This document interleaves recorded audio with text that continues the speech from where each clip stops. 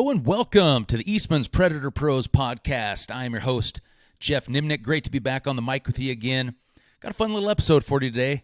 A good buddy of mine, Rick Paillet's coming on the show. Most of you probably know Rick. If you don't know Rick, him and I co-host the Last Stand YouTube predator hunting show together. We have for the last 3 seasons.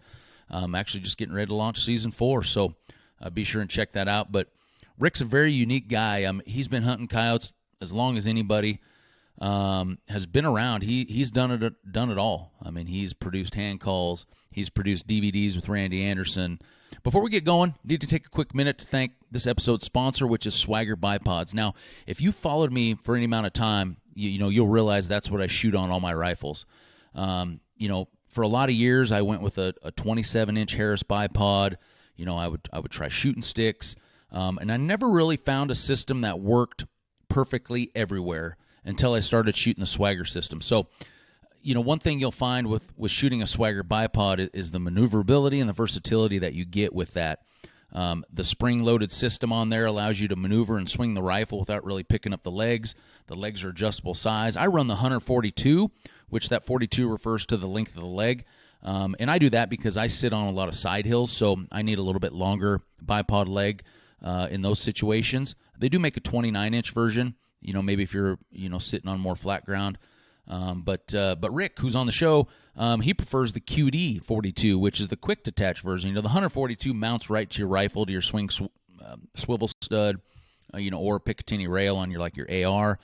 But if you don't want that bipod on your gun and want to cut some weight off your gun, the QD 42, they actually make a QD 72 for standing as well.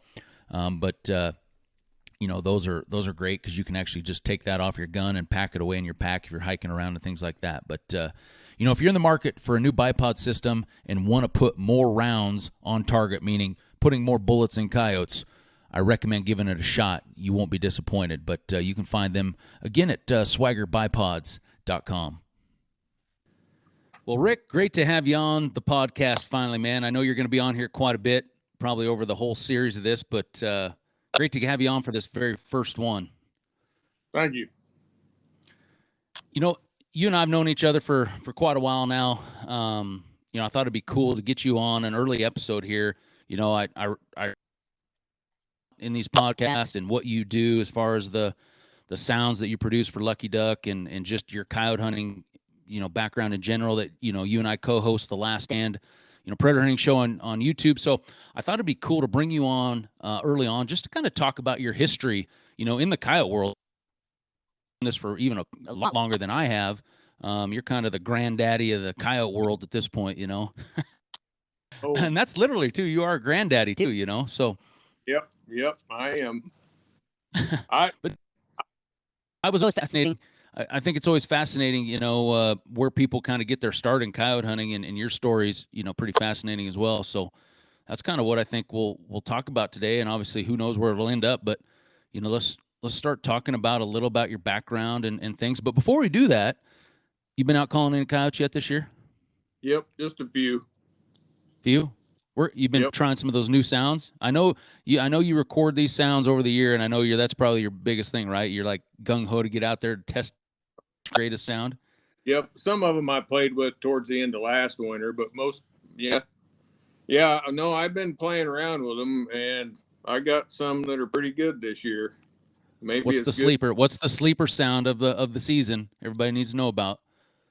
As far as fights, Gooby kicking ass too. Gooby kicking ass too. Don't forget that sound. I played on the end of every stand here the last few weeks. Oh, Gooby. Yeah. What else? I want to mention to you, Rick has a website called. I'm like old school. I don't like telling people what I'm playing. Hey, you're not in that business anymore. When you start selling sounds, you can't be stingy anymore. You got to tell people what's working. I know. Gravedigger 2. I recorded some burger barks that we always think is taboo, right? Yeah. So probably most people don't even know what I meant by burger barks, or a pissed off coyote, right? That's telling you, get out of here. We know you're down there. But I played around with them. Me and Jimmy went out well, we were going to go out this morning again, but I went out earlier this week, and I had my grandkids out Saturday and farting around with these burger barks, and I'm having coyotes show up close enough for sure you can shoot them, like, you know what I mean? It's like they want to come look and see what's going on down there. They don't come on in, but So yeah, let's get into it. how it all I want to how it all started. Tell me your story. I've heard it from you and I just driving around in the pickup hunting coyotes. So yeah, let's get into how'd you get your start just in coyote hunting in general. Well, first off, I think it's in my blood, because I don't think I have ever told you this before, but my great grandpa Jess, he was a trapper. He made a living trapping. He trapped all winter, and in the summer he denned coyotes. Maybe I had mentioned that to you before. And then No, you never have. when he denning coyotes, if you don't know what that means, or people listening, he would dig out dens and kill the pups, and then they'd pay a bounty, the state would, I don't know if they'd cut the ears off. I don't remember what.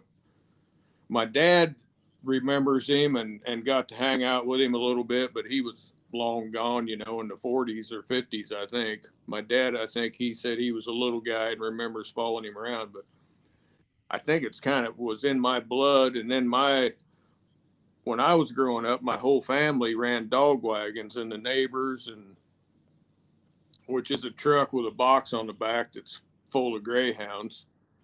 That probably got me, and I grew up, with TR real close to us there, and I don't know, just I had a fascination with coyotes from the get-go. I was always drawing pictures of them in school, and anytime we had to stand up and do whatever you call that in school, where you have to tell a little story when you're in grade school. Yeah. I don't even know what they call that. Once a week, it was always about coyotes. So, but I always, in the dog wagons, I rooted for the coyote, kind of closet rooted for him. Yeah. If one would get away, I'd be like, yeah. I always didn't think that was fair. 5 greyhounds, chasing down one coyote, but whatever. But that would be Happened when that happened. Like, what was usually the odds? Like when you jumped a coyote, it probably was how close the coyote was when you first jumped it. Based off the odds that you were going to get that coyote, or not necessarily. No, I mean, if it's running out across the open flat wheat field, they could turn loose 300 yards away from the coyote, and they'd run it down. It's all about the cover, if there's a creek 100 yards away, the coyote's probably going to get away. You know what I mean? Because the dogs it's all about the sight. They don't use their nose. Like if the coyote would disappear, into the cover, that's it. They turn around and look at each other like, what happened?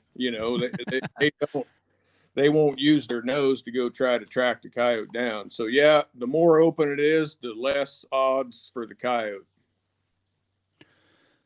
Now that was, chasing, using them with dogs, it's pretty popular. Kansas is obviously, even up here in Nebraska, they've done that a lot. We don't, traditionally, that seems like pretty popular, throughout the, the mid, 1900s and stuff. I've been up to the late 1900s. Out prices were a little bit, and they could go catch 3 or 4 and pay for their dogs and pay for the dog food and pay for their truck and stuff like that. Doing that, huh? Yep. There's still, quite a few of them around here. Now they've adapted just like we do, with our predator stuff and our sounds. They got little Toyotas, now with little smaller dog boxes on the back, and they still do it around here. Not as much, but the whitetail deer hunting, I'm not going to say wrecking everything for everybody, but it's everything. You're talking about all the leases, just all the leases and the popularity. Everybody wanting to come to Kansas to shoot a big whitetail. Yeah, it's changed how we hunt. We used to go, like now, right in the middle of rut. You you just can't hardly find anywhere to hunt unless your family has places. As far as calling coyotes, because there's a bow hunter in a tree every quarter mile. Gotcha. Yeah. So you kind of have to wait on most of your spots, you know, till rut's over. About Thanksgiving, usually everybody's about done. We used to have tons of pheasants out here too, and that always would slow the calling up a little bit because there's guys marching, you know, everywhere shooting pheasants. But now just we don't have the pheasants no more, so that's not an issue. One thing about calling coyotes, though, it's getting to be about the last thing that a normal person, you know, that lives in town, you know what I mean? They can still go knock on some doors later in the winter, and farmers will let you call coyotes. I mean, they don't like them. Yeah. Well, yeah, you can spend, you know, a couple, $300, $20 on hand call, you know, and grab your deer rifle, and you know, you can go hunt. That's for sure. Yep. So back yeah, go ahead. Let's talk back to your, you know, your days early, you know, young man out there bouncing around with your grandpa and TR. You know, you hadn't started calling coyotes at that point, and I'd brought this point up before to you. You'd actually, you know, probably you were actually learning about coyote behavior at that point. You know, where these coyotes were during the middle part of the day, right? Yeah, for sure. Riding around in that dog wagon every weekend helped me and old TR. We knew exactly, once we figured out how to call and how to run the call. Yeah, we were in them pastures before the dog wagons were on the weekends as we got older, shooting their coyotes. And so you were learning about the cover. You know, we talk about cover a lot. Like, we're always looking for some sort of coyotes are going to be in some sort of cover more times than not, you know. And and you talk about driving those dog wagons down the edges of those creek bottoms and things like that. And you've said, hey, you'd hang a 22 pistol out the window and just, you know, fire some shots down in there to spook them out. So yeah, you were learning, okay, wow, you know, middle part of the day, wow, these coyotes seems to always be laid up down in these thick draws or whatever. Yep. It's funny how they, like, my grandpa would always, there's a pasture with a bunch of plum thickets, I don't know, about a mile from where my grandpa's house was. And I'm telling you, that's where we all met up, first spot in the morning. And there never was a weekend when there wasn't a pair of coyotes in there, and we caught them. It was one of them kind of places where they'd have it surrounded, you know, and these two, every weekend they'd catch 2 coyotes out of there. And it's funny how that, I don't know if it's because it's the cover and there was new coyotes waiting to get in there. What do you think about that? We'd catch coyotes every weekend, and they were there. There was new ones in there every weekend. I always wondered how that, maybe somebody smarter than me someday can tell me, is it because there were other coyotes living in a crappier place, and they're like, man, them 2 are gone. Let's move in here. That's what I think. You know, just, you know, you and I have calling spots where we can go back and hit it maybe four times a winter, you know, and we'll kill a coyote out of those spots every single time. And that's why I've always looked at it as like, this is like prime real estate. Yeah. And once the Mac Daddy's blown out of there, you know, hey, these younger, maybe transient coyotes, I call them, you know, that are just kind of roaming around. All of a sudden they say, oh, wow, I can slip in there and this is my spot now, you know? Yeah. Moved in. So were them 2 left, you suppose some other more or less subordinate ones took over their area? It sounds like, you know what I mean? When they're howling, it's unreal how many coyotes we got around here, and how, I don't know.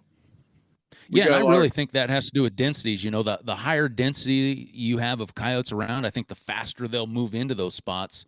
You know, let's say we're out in eastern Kansas or eastern Colorado hunting with TR, you know, in that big open country. You know, I think obviously the densities aren't as high as they are there where you're at, or even maybe up my way in the sandhills and stuff. So I think that all has to do with it. The higher the densities, the quicker things are going to move in and, you know, get pushed around and things. So. Yep. Mm-hmm. So now as you progress, let's get into a little bit more. Finish and how that progressed. We're in the dog wagons, you know, in grade school, and I grew up on a farm. You know, no matter what I did, it was like where I'm going with this. My job was to load set in the middle, and TR, when he was with us, was to load these pistols. I mean, my grandpa, he had a holsters screwed into the, about where your knee is on the door, you know, had holsters screwed into the side of the door, and these pistols were in there, and they were, whoever was riding on the passenger side, that was, we had to keep these pistols loaded, man. It was serious too, because they want to, I don't know how many rounds they'd shoot in a day. I'll bet my grandpa would shoot a brick of 22 in 2 Now, weeks. this is now just so people understand. This wasn't to shoot the coyotes. This was to spook the sound of the gunshot would spook the coyotes out, so you could see them running and turn dogs loose. Yep, exactly. So, that was our job, was to keep the pistols loaded. And then as we got older, you know, say maybe 8th grade, my grandpa would let me ride by the passenger door. So these dog wagons got a rope comes into the right up above by the window, and when you yank that rope, it opens the dog box. So like say about 8th grade, my grandpa started letting me ride. So I always wanted to, you know, get in on the action, right? Yeah.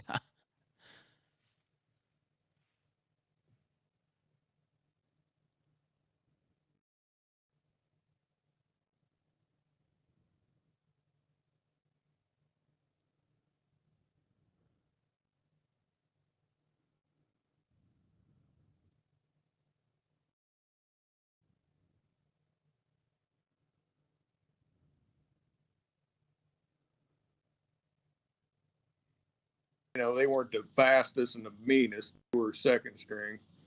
So if a double would get up, you'd turn loose on the with the first batch, and then if the coyote split or whatever, you'd have that extra set of dogs. But anyway, so as me and TR got older, I found myself, when I got to shoot the pistol in the draws, sometimes the coyote would get up right, you know, 30 yards from the truck in a draw.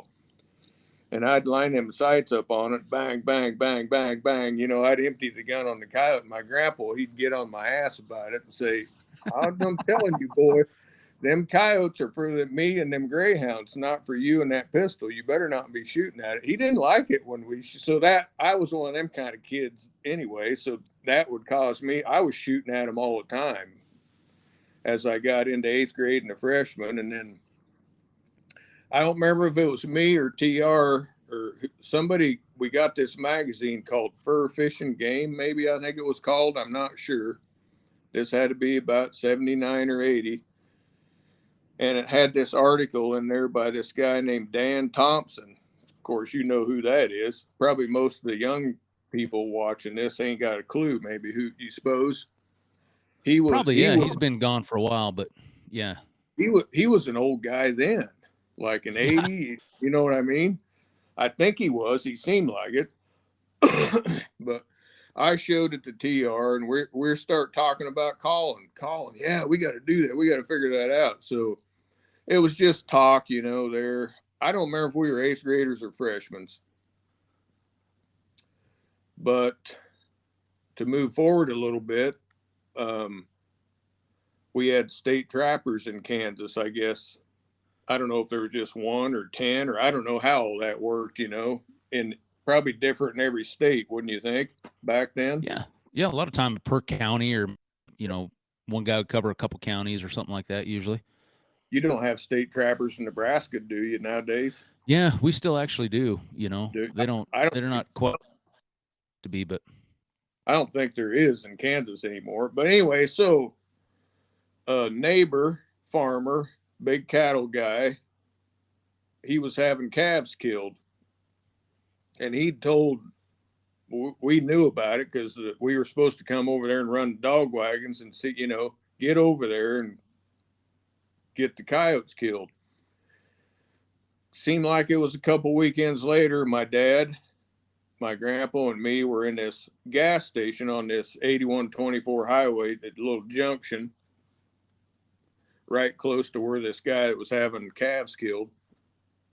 There was a big, tall, strapping guy in there, and my dad and grandpa started talking to him, and I heard coyote this and coyote that, you know, so I got my attention, and I went over there and was trying to listen. And this guy was a state trapper, and his name was Bob Henderson. And he's telling, yeah, I think we got the one causing the problem. And then I really got interested, and I got started. Oh, I think, yeah, TR too. I think he says, how do you know? TR is more of a sinker, than I am. Yeah, yeah. And how do you know that was he said, well, because it only had 3 legs and it was real old and his teeth were wore down. And I was like, yeah, that makes sense. That coyote probably would have been looking for some easy meals, But anyway,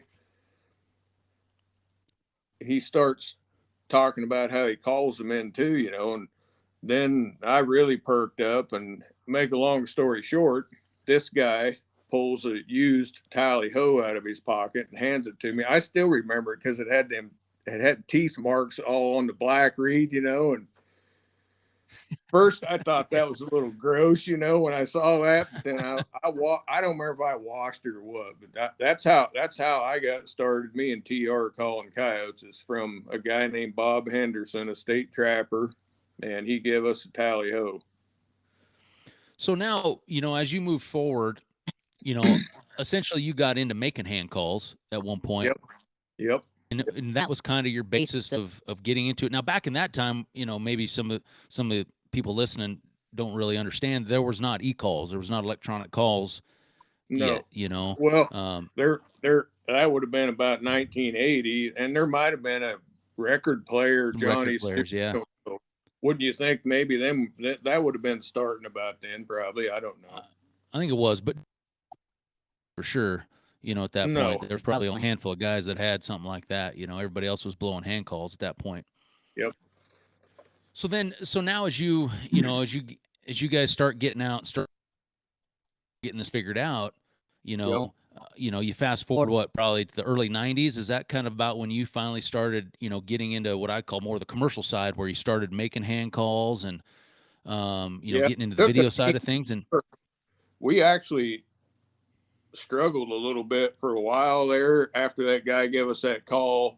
We both had dirt bikes, and he had a 410, and I don't remember. We had some guns that were available to us to use, but we would strap them on our motorcycles with bungee cords, and then riding the dirt bikes around, and then we'd stop and try to call. And we weren't thinking, I don't know. I do remember that because my dad's got this old. he had an 8mm, and I think I've mentioned this to you before. It should have somebody take all these reels because it's got video of me and TR with our guns strapped to our dirt bikes, tearing out of the driveway to go call coyotes or whatever, in the dog wagons. Would be some pretty interesting stuff probably to look at. Well, so you were at the point, I talk to people about this a lot. Like, it's very hard, guys that are just starting out calling coyotes right now, they have a lot more information accessible to them nowadays than what, you had and even I had in the, the mid 90s and things like that. But ultimately, there's no substitute for trial and error, right? I mean, that's what I try to tell people. I mean, I tell my story too, how many coyotes for years, trying to figure out all this basic stuff. And I'm sure you're probably no different, right? Yeah, exactly. And I'm really old school, so many stuff is, like you said, is available for people to read and understand and have, all the info you need to go calling. But what really makes you a good coyote killer is just go out there and do it. Learn it, figure it out. You know what I mean? So I don't know, but yeah, we struggled mostly, I think, there for a couple of years because we were tearing around on dirt bikes. We didn't have a driver's license yet, but we could go anywhere on our dirt bikes we wanted. Yeah. My grandpa would say, as long as you don't cross the highway, I don't care where you go. So that left us a lot of so, but then we got it figured out, and we had a pickup, and when you're in high school back then, we all had guns in the pickups when we went to school because we wanted to go hunt a little bit when we got out of school on the way home. Yep. It's crazy how much different stuff is already. Oh yeah, I was telling my boys about that I used to, I'd have my rifle and my shotgun in my pickup and sitting in the school parking lot, because you're exactly right. School would get out at 3:00, and in the winter, it wasn't getting dark till 4:30, so you'd have time to run out and jump shoot some ducks, or go chase around a coyote or something, and they're like looking at me like, yeah, you'd get thrown in jail now if you showed up to school with a gun in your car. Listen to this real quick. My dad had this old 270 Winchester Model 70, and he gave it to me when me and TR were calling. We had 410 and a 20 gauge sometimes, and my grandpa had a lever action 30-30 that we took sometimes, and it just we were to the point where we were calling them in, but we were struggling getting them killed, because we just didn't. And so he gave me this Model 70 Winchester 270. Had some old fixed Weaver scope on it, it didn't have a dial, or the scope. Oh yeah, like a fixed 6-power or something on it, maybe. Man, that turned me into a coyote slayer, I'm telling you. Well, yeah, especially if all you ever had was a 20 gauge and a 410 gauge and a lever action 30-30. That sometimes when you cocked it like that, it just shoot. Oh jeez. And the 20 gauge had it was a single shot, right? Breakover. I think it was some old Stevens, right? Yeah. Well, I dropped it off my dirt bike and it broke the hammer off of it. So you had to use 2 fingers to get a hold of it and pull it back. You follow what I'm saying? Yeah. It broke that off.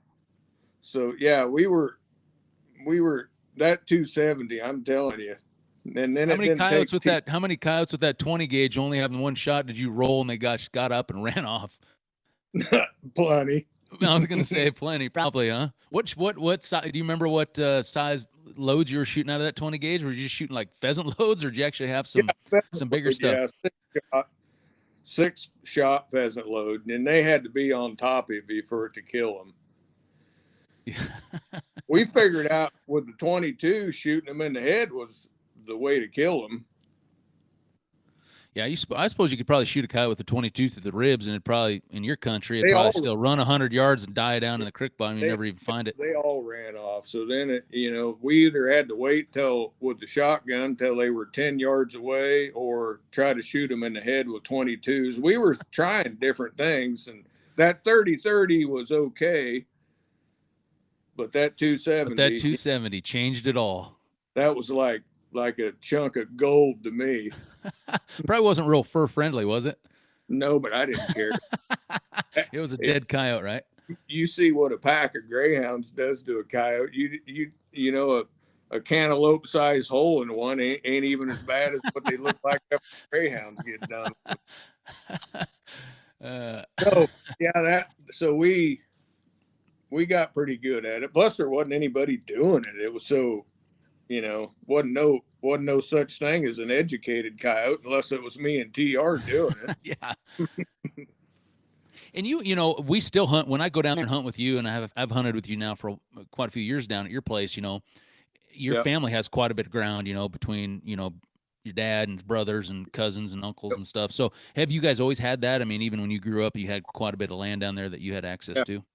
Yeah, we actually had probably more, plus honestly, me and TR, we didn't even ever ask anybody to go call. And, when we were in high school in the early 80s, you just wasn't no big deal. Yeah. We went calling wherever we wanted to, Nowadays you'd be on somebody's lease getting ran off. Oh, yeah. Nope. But we rode in them dog wagons, all over the place. So we knew where we were wanting to go. And I don't know, my grandpa didn't like it actually, because like on a Sunday morning, we'd see him somewhere and we'd have 4 in the back of the truck and 5 dog wagons, only had 2.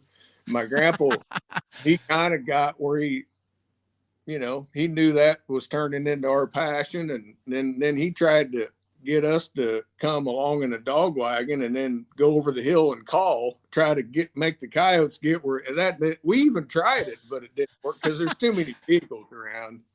Yeah. He thought we could call them out in the open, it didn't work. It was a bad idea. I did love that dog wagon stuff, just to going 90 mile an hour, you know, and tearing the vehicles up. Yeah, It what was was the? I was fun. going to ask this. I've never asked this. What was the worst wreck you ever got in that truck? Like hitting a washout in the middle of a stubble field or anything? I mean, did you just ever just hit something where it just totally destroyed the truck where it couldn't go any further? Or? I've seen several things. The only one I was ever when I was riding was we hit a ditch and it left the front right tire in the ditch and the rim Oh, and jeez. the Just snapped it A-frame. right off. Yeah. Yep.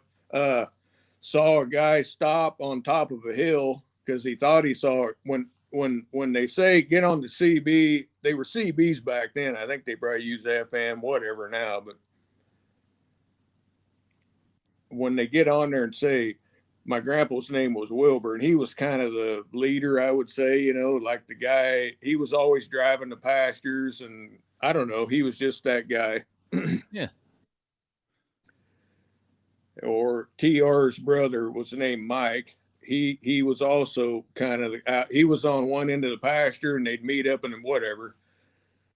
And like TR's brother Mike would say, "Going west, Wilbur. There's a pair of them going west." Well, whenever you hear that, it's like everybody's on the road. All the vehicles get fired up, and it's like they're revving them up. Where's he going to go? Where are they going to go? You know. I don't know. It was kind of a blast. Although I don't know. I just didn't think it was fair that many. I tell my grandpa, just turn one dog loose, one dog. And he did one time. It was his throat dog. It took him forever to catch up because they're usually slow. Yeah. Yeah. The throat dog is usually the meanest one, and he's always lagging behind. He's probably missing half an ear and all scarred up because he's meaner than junkyard dog. When you walk by the dog box, the throat dog's like, ah, or the rest of them are like a pet, you know, you can Yeah. pet them. Yeah. But so he had his throat dog named Joker or whatever. I think it was Joker when I was in high school. He had to take a pair of pliers to get it to let go of the coyote so we could throw it on the dog box and go back to hunting. He had to take his pliers and grab him by the nuts to get him to let go of the, and they get him right there. I don't know how they know that. Natural instinct, you think, or what? Just right underneath the jaw, right on the throat, huh? Yep, just like you see lions catch it. You know what I mean? It's weird. Yeah. It's just natural, I guess, right there. Was that throat dog normally a different breed of dog, or was it normally just another greyhound?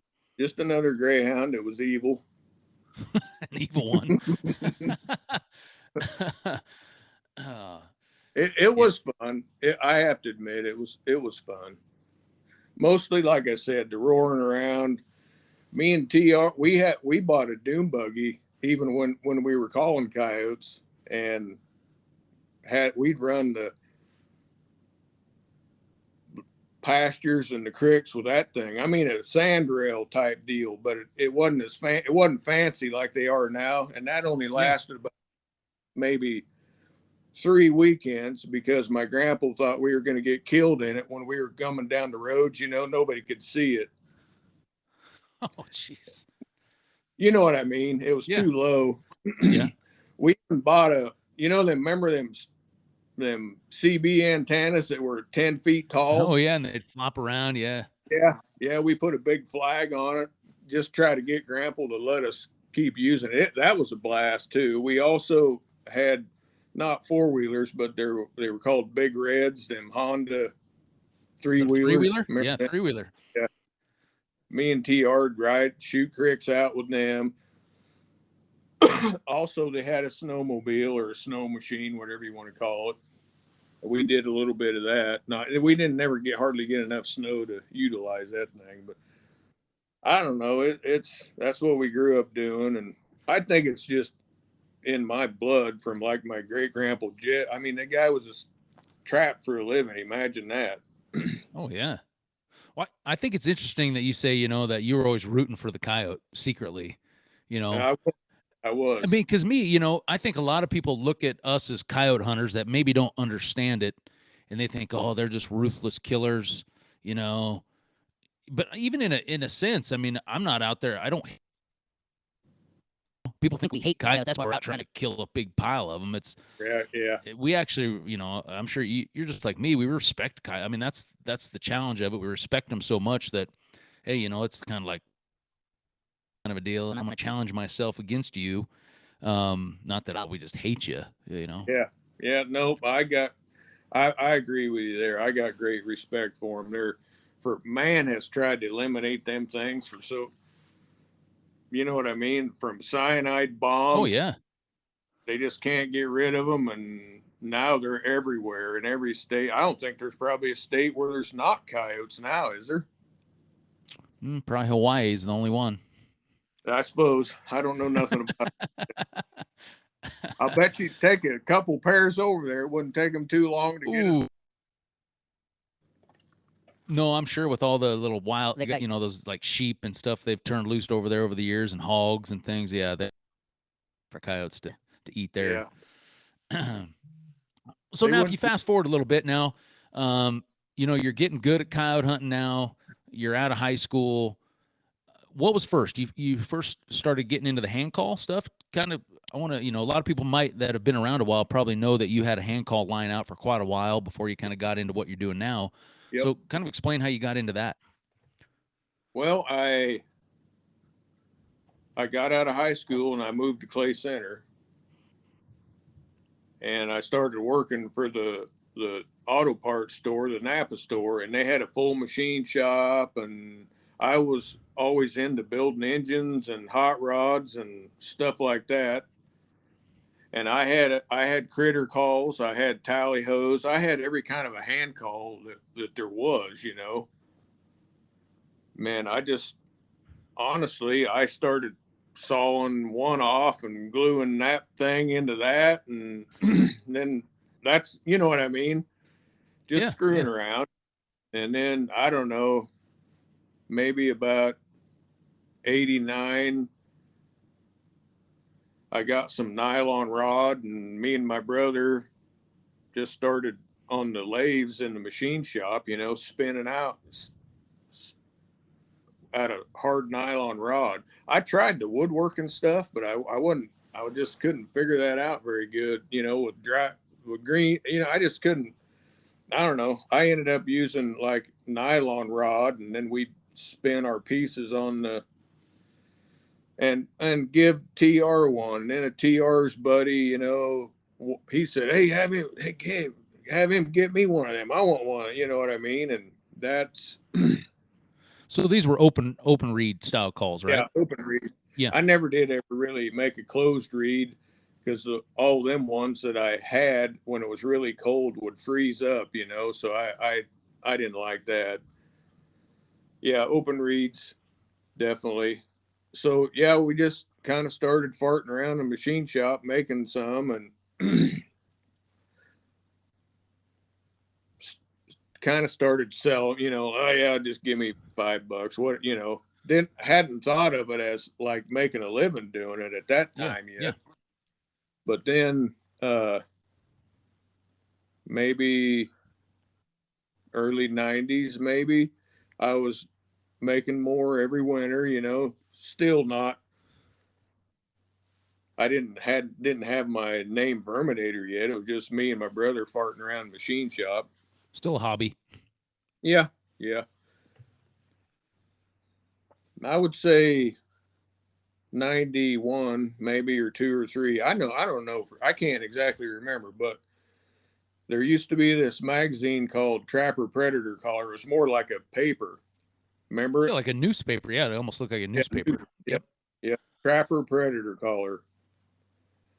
And I got that. I was getting that magazine, and there was an old timer named Jerry Blair. I'm sure you remember him. He wrote books on coyote calling. I think he was from Arizona or wherever, but he had a little, somewhere in that magazine, he would do a Q&A, and somebody said they had a nylon or a plastic hand call. He had a picture of it on there, and I was like, holy crap, that's my call. So that guy, I don't remember if Cindy called or sent that guy Jerry Blair a letter. I don't remember exactly how it happened, but anyway, the next issue, he said, this guy is from Clay Center, Kansas. His name's Rick Paillet. Don't know if he's really selling them or whatever, but we were getting like letters in the Yeah, mail. People, there was no email back there. He was getting stamped letters.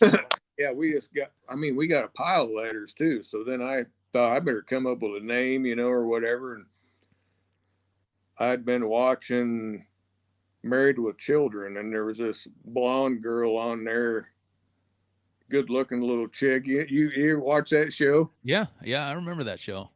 She was hot. But anyway, one episode, when I was trying to come up with a name for whatever I was going to call this deal, I was watching that show, and she started working for a pest control company, and the side of her car said Verminator, and I was like, that's it. I'm going to call it. It's Judgment Day for varmints, like Schwarzenegger, Terminator. All right. No, it's a great name. That's how I came up with a name, and then it just kind of took off from there. As a few, I don't know, say that was 93 maybe. At about the same time, my dad started. First, he had this. My dad was always into kind of farting around with cameras and stuff because he had that high 8 thing or whatever it was called that had no sound on it when we were growing up. You just watch it on a wall, Yeah. So he buys this huge thing that looks like something they use on TV now. I mean, it seemed like it was 2 feet long, and it had a VHS. Ain't that what they called them? Tape. The full size. Yeah, full VHS size tapes. Yeah. So we go take it calling, right? And I don't know, he can't get nothing filmed. He just had a heck of a time, and we either didn't call nothing in when he was long, or he didn't get it. He did kind of get a few here and there, and then I'd go want to show somebody what Dad filmed, the coyote we killed, and then my mom would be taped over it. It was like. So anyway, then there was some other camera he got a couple years later. Maybe that was called High 8. Yeah, that thing he had was called 8mm back when we were kids. 8mm. Then he got that VHS deal, and then something called High 8. It was a fairly big tape, but not quite as big as a VHS. No. Yeah. So, and the camera was small, and I don't think I bought it from him, but I think I just borrowed it from him. But I didn't like sitting there. It killed me to see coyotes come in and not get killed and run off. That is always just tore me up. And when I'm there, kind of like when you around here, I'm the coyote slayer, but I know when I go with you and TR, you guys are better than I am. But around here, I'm like the Geoff around, you know what I mean? Yeah. They come in, we get them killed, pretty good. But if I'm sitting there running a camera, these coyotes are running off and not getting shot. And I just couldn't handle that in the 90s. So I took this camera at the old man's, and I figured out how to rig it up on a gun. Well, I think I was shooting a 243 back then quite a bit. And that was hard on the old man's camera. When the gun would go off, it'd go black, and it'd take it 20 seconds to come back on. So I have always reloaded because my family just grew up reloading, So I just reduced the loads on the 243, like subsonic stuff you would call it nowadays. I was just trying to get it so it didn't bother the camera so much. That kind of worked a little bit, but it still flickered. So then I ended up putting it on a 22 mag and just shooting bobcats and coyotes in the head when they came in. And a few years went by, man, I think in 98 or something, Anderson came out with this video calling all coyotes one, or just call, I don't remember what it was called. And Randy, you're Randy Anderson, right? Yep. a rockin' Randall, I called him. So I watched that. I watched his video. I bought it somewhere and watched it, and it was really good.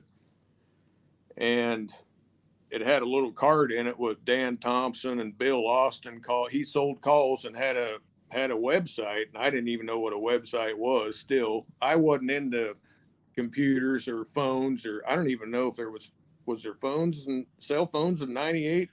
Yeah, probably the big ones like like bag phones, and probably the big flip phones. Yeah. So anyway, me and my brother kind of we could make,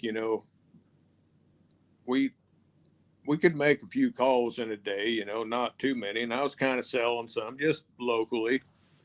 So I wrote him a letter, said, here's a Tweety and here's the Thumper. My name, Verminator Predator calls, who I was and what I did. And I had my wife Cindy mail them to him. And in the letter, I said, if you don't like them or think they're junk, just throw them in the trash and don't tell anybody. If you like them, tell your friends. And he called me right up. He hadn't even used them. He said, I really like how you wrote that letter. How if you don't like them, just throw them in the trash. If you do, tell your buddies. So I was telling him that I'd been filming, and I don't know if he didn't call many cats or whatever, but there was a time when I was really fascinated by cats, just how they, how they creep in real slow. And I had this 22 mag, and I had a fishing pole. I had a little rabbit I stuffed, and I'd fling it out there so I wouldn't have to walk out there and make a scent trail, and then I tried reeling it in I was always screwing around with stuff like that. So I was telling him, I got like 20 bobcats creeping in. And he's like, you're kidding me. Send me some of that footage. So I did. And that's how me and Randy started doing videos together. And honestly, without him, I would have never been where I am now, because I'm not a very good self promoter. I don't like signing no autograph, which don't happen when we go eat somewhere. I'm kind of allergic to people, I think, a little bit. So I don't know. I'm no good at self promoting. And I never have been. And Randy, he's good at it. You're good at it. You know what I mean? It takes somebody that's good at that to move ahead. And I've just been lucky, that I just. So tell me that story. You told me the story when you guys had that first. What was that first DVD or the first? It wasn't a DVD. The first videotape that you guys, the Verminator one, and you put it on the Outdoor Channel or something like that. Tell me that story. Okay, so Randy had made the Calling All Coyotes. I'd sent him my footage. He's like, "Holy crap, man! What do you think about going together and making a collaboration?" Yeah, he said, well, it'll say Verminator, it won't be Calling All Coyotes. It'll be yours, but I'll come out and we'll bring Glenn and we'll try to get some kills, and you bring your dad out here, and then if we think we don't have enough footage, then I'll put some of mine without you on it. And I'm like, yeah, I don't care. Woohoo! I thought that was I didn't care. So we did that, spent I don't know, one winter or two, so we could have some footage with him. And anyway, he got it all put together and then had me come out there, and then we did like this voiceover and all that. He had some, I don't know how, he was selling them. He had like email, and I had email, so I could see the orders. He was handling it though, but we had the same email, so I could look at it. And he asked me about running some commercials on the Outdoor Channel, and I was like, "Oh, really?" And I think I don't remember exactly, but I thought it cost $500 or I don't know. I can't remember exactly. And I kind of, my wife thought that was, you know how many we're only get $2.50 every time one gets sold. You know how many that's going to be for you? I'm like, yeah, I don't know. So the first time that commercial was on the outdoor channel, right after it got done, my wife's like, Ruck, get in there and look at his email. And the orders were going, but bing, bing, bing, bing, bing, bing, bing, bing, bing, bing, bing, bing, bing, bing, bing, bing, bing. It's crazy. It's crazy how that works, you know. Like hundreds of orders for Just Terminator minutes after one commercial. Yeah, just fast as you couldn't even read them. They were going by, and it didn't last that long. But I mean, you know, it was pretty awesome. So then you guys put out what, three different? I did 6 or 7 Verminator videos.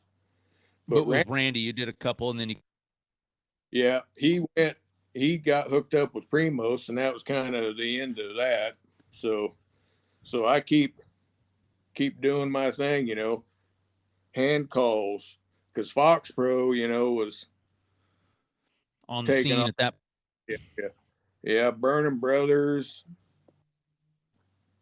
There was all kind of stuff, you know, about 98, 99, 2000. And I'm like, well, you got to be such a sissy to use electronic call. I wouldn't get caught dead with one. That was my mentality, because I'm trying to make a living selling these hand calls. And it was all right. It was all right through the 2000s. You know, I got hooked up with Cabela's, and I'm like, holy cow, they'd order $20,000 worth of them. Sports and Warehouse, everything was going great in the 2000s. I was working at Napa and letting my guys run the store while me and Jason were back there making calls. You know, when it's a family-owned deal, you know, that's just kind of. Oh yeah.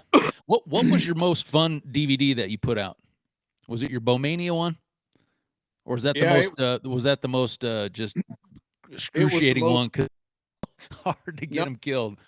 Because it was the heart. You know, when I'm one of these guys, when somebody Anderson said, "Oh, that's stupid. You could never kill enough coyotes to even make it." You know what I mean? Yeah. So when somebody tells me you can't do that, it's too hard, you'll fail. You know, if you tell me that, I'll bury us all just showing you I can do it. I don't know. But yeah, I liked it. My friends kind of liked it for a while. We'd take a rifle and have it laying there on the ground or lean it up, you know, and then I'll be sitting there with our bows. And like Franson was the worst. Coyote stuff. You know how they always check up out there, 100, you know, not all of them, but lots of them do, right? Yeah. Do a little checkup out there. Oh, they just need a little, you know, that'd bring them on the rest of the way. Franson's already, when they do that checkup, he's already laid his bow down slowly. I see him reaching over there for his rifle. I'm like, we ain't never going to get it. So then I wouldn't take him. I said, bow only. You're not taking your rifle too. Well, yeah, it was hard, but I enjoyed it. I thought we'd sell millions of copies of it too, you know, but it was the least selling. We got so there's no way people can even probably watch that anymore, is there? Because of the grossness of it? No, just because like access to it. Oh, I mean, I still got like 500 copies of it upstairs. Of the DVDs? Yeah. You still sell it on your website or not? They're on there, but I don't think anybody buys them. Oh, I was gonna say that should be a bone. You start throwing that in there, man. That'd be cool if we could take those and put them on like YouTube nowadays, like a couple 3 at a shot, you know. Because there's some crazy. I mean, you're shooting bobcat, you unicorning some coyotes on there with. Oh yeah. This is back the old school bows when it's like the big aluminum arrows and you know these crappy bows, you know. Several of them get shot and arrows hanging out of them, and they spin around. They bite that aluminum arrow off like a toothpick. and then run off. You were telling me sometimes you'd have a broadside coyote face into the left, and you would release the arrow, and that coyote would do basically a 180 spin to leave.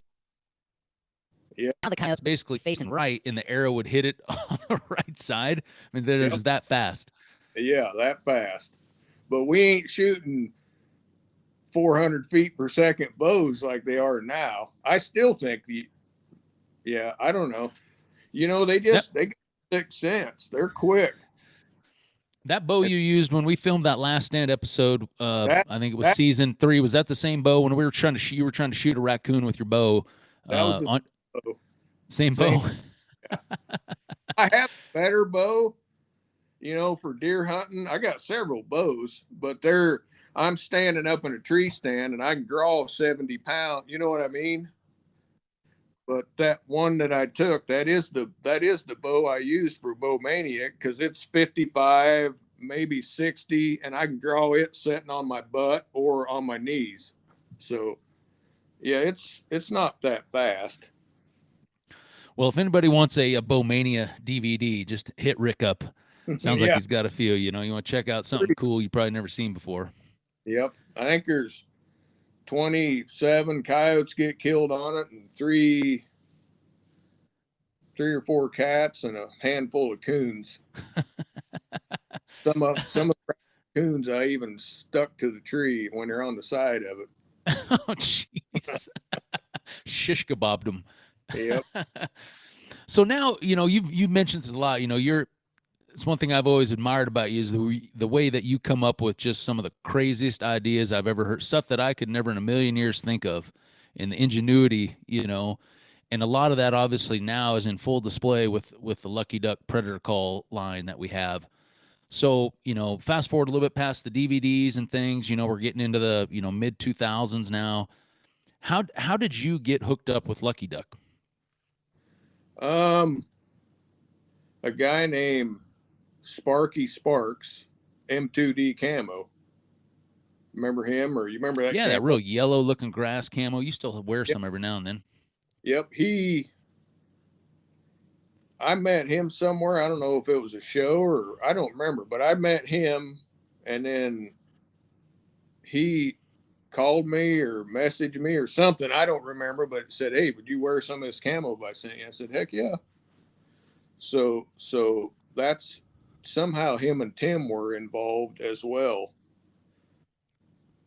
And I don't remember exactly what their connection was, but anyway, this Sparky guy, he leases up. He has a lot of different land leases. Like he has some land that he leases in Idaho for elk hunting.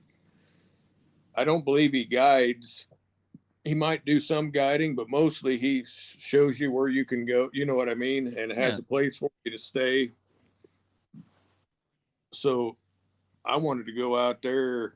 I told him, I said, "Hey, I want to come out there and try to call wolves, because you can shoot them." I don't know which one of the lower 48 states you could shoot wolves in first. I kind of think it might have been Idaho, right? Yep, it was. So I wanted to go out there. And Tim had called me and was talking to me about maybe meeting out there, because he wanted me to. So people know real quick, Tim is the owner of Lucky Duck. Yep, Tim's the owner. Gotcha. Yep.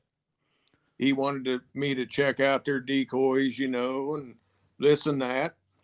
And I said, just send me some of your decoys, because it took a year before we ended up going to Idaho. And Tim sent me some of the decoys, and I played around with them. And anyway, so maybe the next winter we met up out there in Idaho and took Tim calling, and he got to meet me and I got to meet him. And I told him that my hand call sales, you know, are kind of taking a nosedive. And the e-call market. Yeah. I got to figure out, I'm either going to have to go back, work at Napa and helping on the farm, or I got to figure out how to, because the hand call stuff, I'm not now. See, back up just a little bit. My dad, I had been at Napa busy with the hand calls, having my employees come back there, because Cabela's, like when they give us an order, it says ship or cancel. That means if you don't get it to us on, just forget it. You don't say, hey, it's going to take me a couple extra weeks to get these that ain't. So I would have all my employees back there in the back while people weren't getting taken care of at Napa. You know what I mean? And then my dad Yeah. I think my dad came to Clay Center and somebody must have told him, hey, you better go over there to Napa and straighten that place out. I was in there and it took me an hour. I don't know, but Yeah. my dad called me and said, you and Cindy need to come out. We're going to have a meeting about the store. And whenever I hear something like that from my dad, I know it ain't going to be good. So I don't know what it's about though at the time. So we go out there and he's like, you're going to quit doing that. People ain't getting what, and he was right. Somebody wants to buy an engine and I tell my mom, I'll call them later. I got it. We're working on hand calls, and then I wouldn't call them. He was right. He was right. And I sat there and thought about it. And I thought, he is right. I shouldn't have all the guys back there, customers mad, So I want to do what I'm doing so bad that night at my dad's that I said, I'll tell you what, I'm not coming. I'm done. I'm going to pursue 100%. I've half-assed Napa and I've half-assed Verminator, right? You know what I mean? Yeah. And he says, you're an idiot.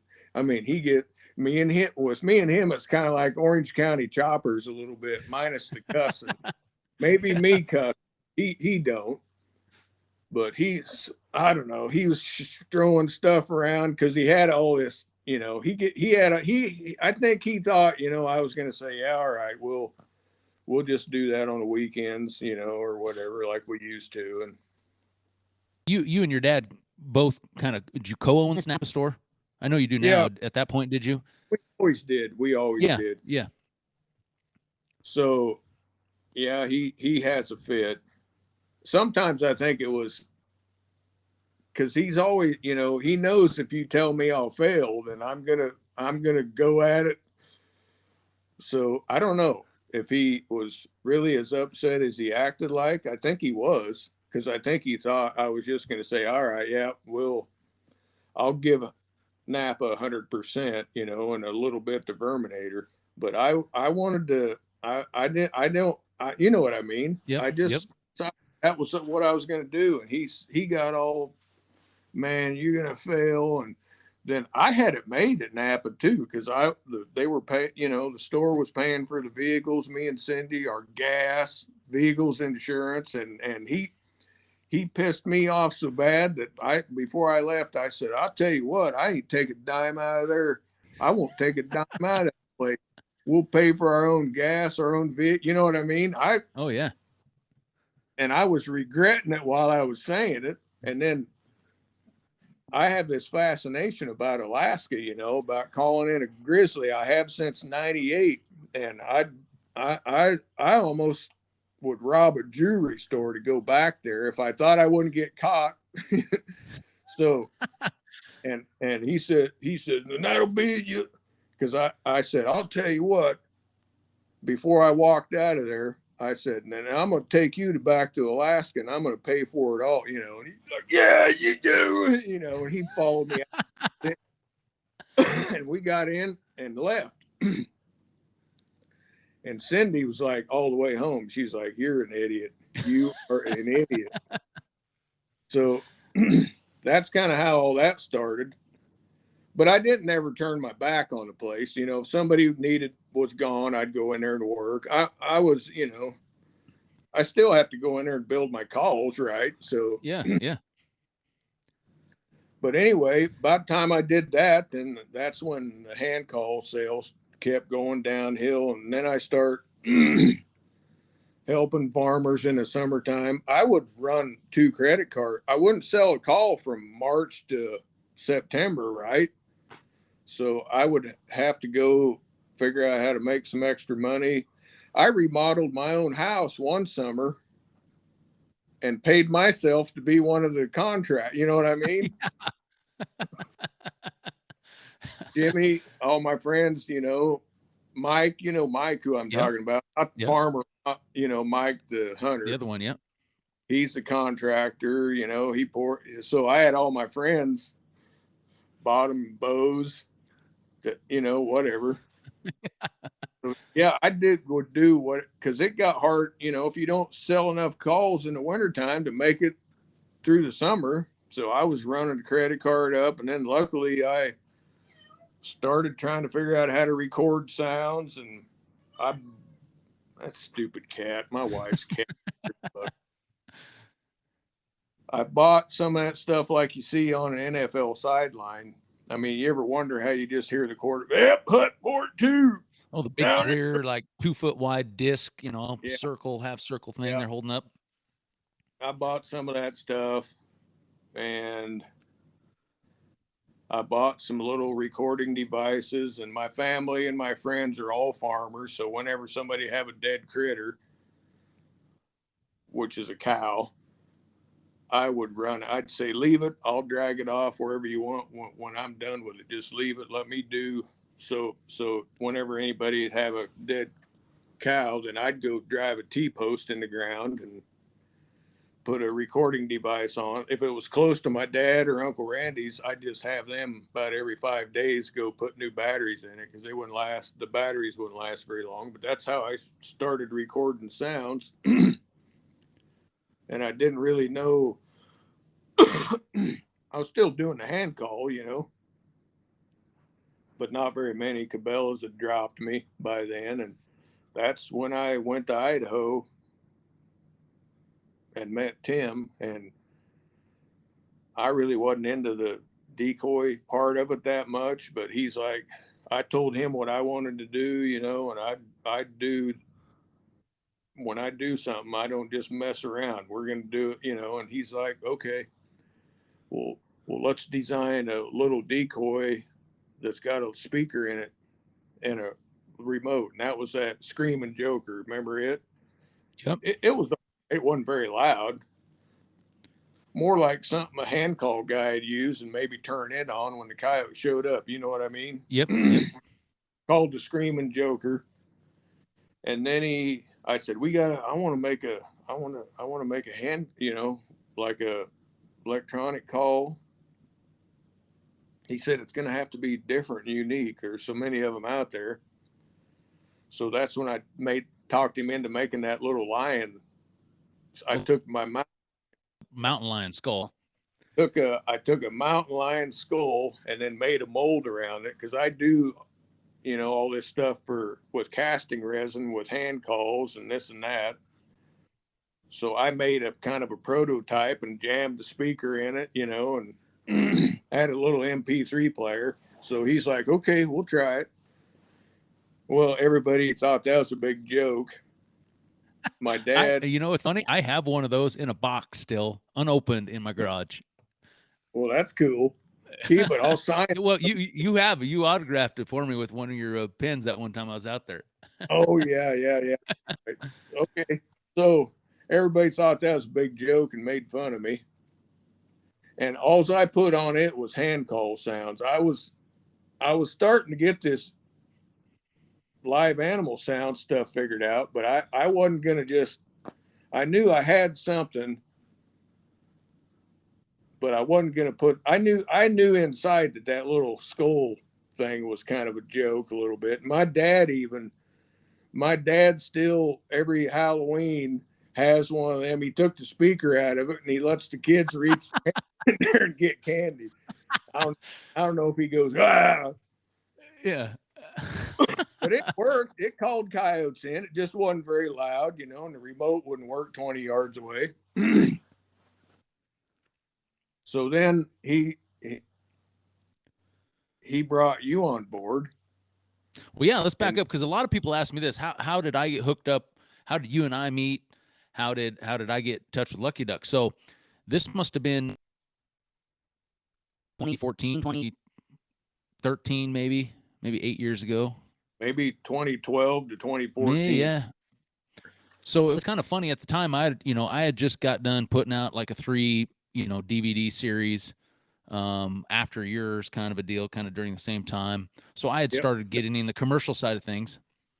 I remember when your stuff, what was the first HD or something? What was Oh, that? the first Blu-ray, yeah, the first ever Coyote DV on I Blu-ray. remember Paul Anderson. I was like, look at this freaking guy. He's going to kill because we're doing the same old crap.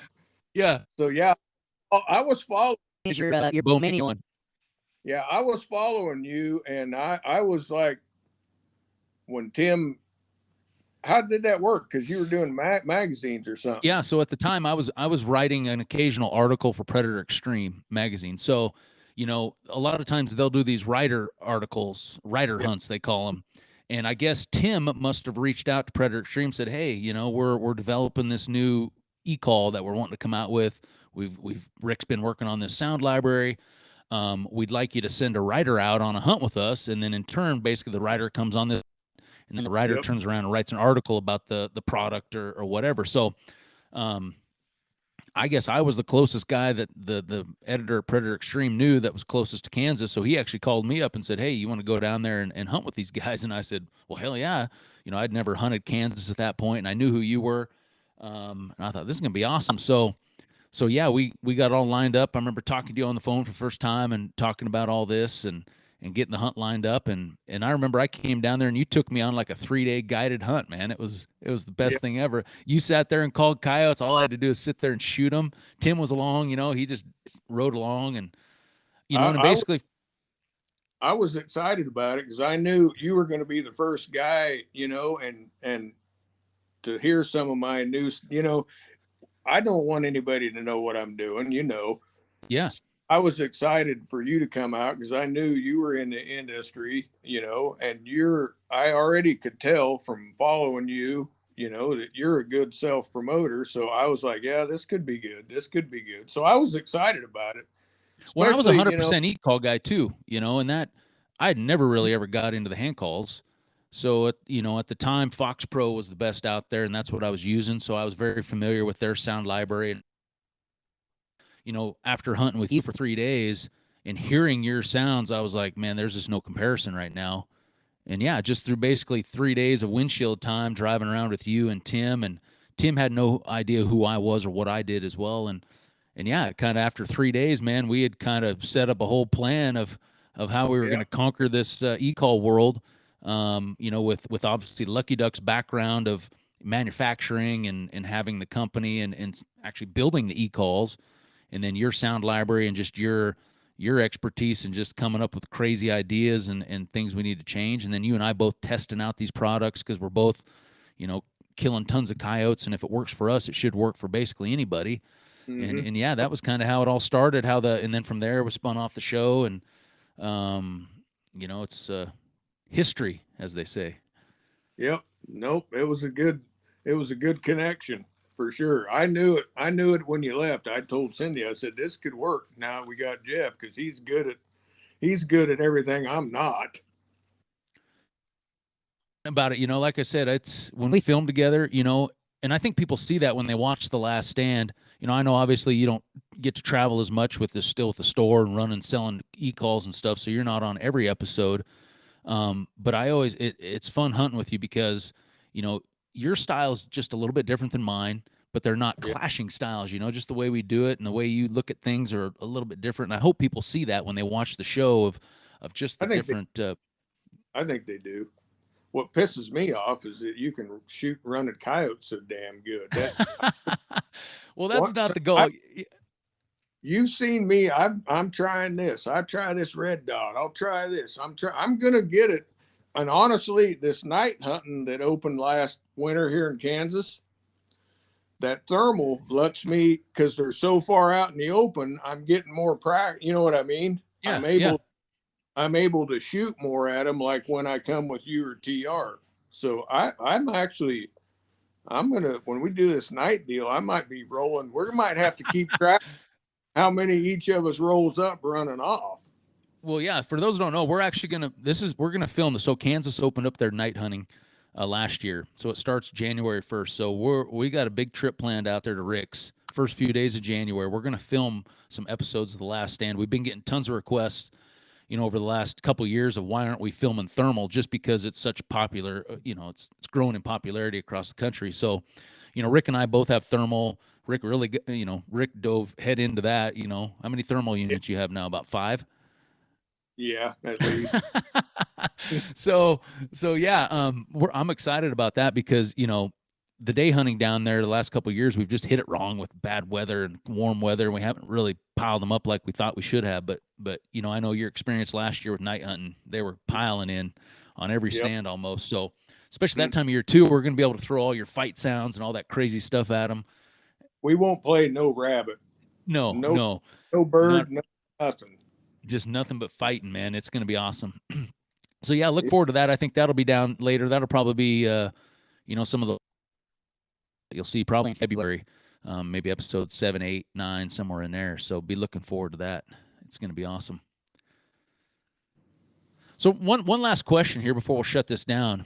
Out of the, doing your whole, the sound library and the e-call thing, what's interesting part of this whole process of, now working hand in hand with Lucky Duck, testing out these prototypes and, the sounds and things. What's the most interesting part of this so far? Most interesting part of it? Yeah, like what have you thought, man, this is something I never thought this maybe would turn out like this or be like this, or what have you found as the most exciting part of putting out, working hand in hand, putting out these e-calls with these sounds and things like that? Most exciting part of it? I think the most exciting part of it is how well the vocals work when I was so negative against them. Don't you know what I'm saying? When you say vocals, I mean, so I call it coyote-based sounds because a lot of people, because I refer to coyote vocals as like you're howling. But when you say coyote vocals, you're referring to the fighting and all that, right? Yeah, I'm referring to all of it. Like anything that comes out of a coyote's mouth. Yep. Like with my grandkids. First time I go, some of the stuff we're going to hit, but it ain't going to matter because we're going to be doing it tonight. We're going to be playing all vocals. I couldn't call a freaking coyote in with my grandkids, and I'm playing little shoulder belt, little baby cottontail, 3 stands. You know what I'm saying? The first time out, they should be, it was a little warm last Saturday. They should be running over me, right? Yep. I can't call a coyote in. So finally I'm like, okay, all right, I'm just going to turn on. I'm not even going to play a rabbit. I didn't, and I call a freaking coyote in. How can that be? Why does sometimes them vocals work so good? Because they aren't hungry. The previous podcast, I did, I talked about sound sequences and sound selections and all the different triggers that, the reasons why a coyote comes to the call, and the difference between playing a prey distress sound versus playing one of those coyote fights. And yeah, if you listen to that episode, that makes perfect sense. That just don't be afraid. That's what I tell people. Don't think you got to play a rabbit on every one. Don't keep beating a dead horse if it ain't working. Try something different. Yeah. That's what amazes me. Just like with my grandkids, it was my first time on these spots, and the coyote should have came to lip squeaks, baby cottontail demont. You know what I mean? You know what I'm saying? They should have came to that stuff, but they weren't. And then I was not wanting to use the vocals because I know we're going to be filming, so I was trying not to. I didn't think I'd have to the first time out, but I ended up, I did. And then, here comes a freaking coyote to vocals. Well, next. What's that? That's what's awesome about your sound library, man, is you have such a not just a handful of coyote-based sounds. You have just the most vast collection of any possible sound. We're talking 2-week-old coyotes to 2-year-old big male coyotes and anything in between, and combinations of different things. So that's what I think is awesome. And it's cool too. You probably hear it way more than I do, but just a lot of people that maybe have used something different in the past, and all of a sudden they do jump out of their norm and they say, you know what, I'm going to try something a little bit different. And they play some of these sounds that you'll find, some of your sounds on these Lucky Duck calls. I'm like, wow, that's not just the sounds, but the quality of sounds, the way you've went about recording those sounds, you're a master at that, man. So props to you, buddy. Keep it up. I'm Yep, looking I forward will. to. I know every year you send me like an SD card with all these new sounds, but honestly, I probably never play any because I always go back to the same original ones like Schoolyard Brawl and Sig Kicking Uh, Ass. Yep. It's hard because they work. They just work, and I know every year you come up with just some crazy new ones. It's hard sometimes to play them, but that's why I come hunt with you because I know you're not gonna not press play on those new sounds. For me, around here, everybody's got a revolt. I mean, every neighbor, every kid, everywhere we go calling on either side of where I'm taking you, there's been some kid running a revolt or a roughneck. You know what I mean? So Yeah, yeah. I, that's why I'm always playing around with them new sounds because I feel like them kids they watch us, they watch you playing Lucky Pecker and Schoolyard Brawl, so that's what they're doing. Yeah, yeah. So I want Someday to. we're gonna find the ultimate. I know people think there's like a secret sound that we can push play on every time, and unfortunately, it's not like that. But I know that's your ultimate goal. Is Yeah, someday you're gonna find a sound that works every single time, regardless. I know. You know, I know it's not going to happen, but I'd like to find one that works 80% of the time. I I don't know. know. We'll, It'll keep we'll, you we'll, motivated. we're going to play with some new stuff here. You'll Heck see. yeah. Well, that sounds good, man. I think we'll wrap it up there. Like I said, if you want to check out Rick's stuff, his website's verminatorpc.com. He's actually doing pre-orders right now on the new Super Revolt that's coming out. If you want to pick one of those up, if you already have a Lucky Duck call and you want to add some new sounds to it, the great thing about buying through Rick, I've been down at your place and you're filling orders. It's you filling orders and your wife. It's not somebody back in the warehouse. So you're Look, opening up the call, you're checking it out, making sure everything works before you package it back up, and you're adding in some extra sounds, that you're not yep, going to get anywhere else. So, that's right. so yeah, if you're looking at picking up a Lucky Duck call or a Lucky Duck chair or a battery pack for your call or new sounds, check out his website, verminatorpc.com. But appreciate you being on, Rick. We'll Yep, have thanks. we'll have plenty more conversations throughout this podcast, especially when we get together to film these hunts and just to get on here to tell some old school stories. I think people will Especially enjoy that. after this night hunt when I maybe roll up more than you do running. we shall see. We shall see. Forward to it. Yeah, yeah. Well, thanks again, man. And thanks goes out to Swagger Bipods for sponsoring this episode. A thanks to Eastmans Hunting Journal. Be sure and check out their website to see everything that they have going on. As well, if you're looking to find any information on myself, you can go to my website at Coyote Crate. You can find all my links to social media accounts, all the YouTube links to the Last Stand series that Rick and I film. That's all we have for today, but appreciate you guys listening. We'll catch you next time. Thanks.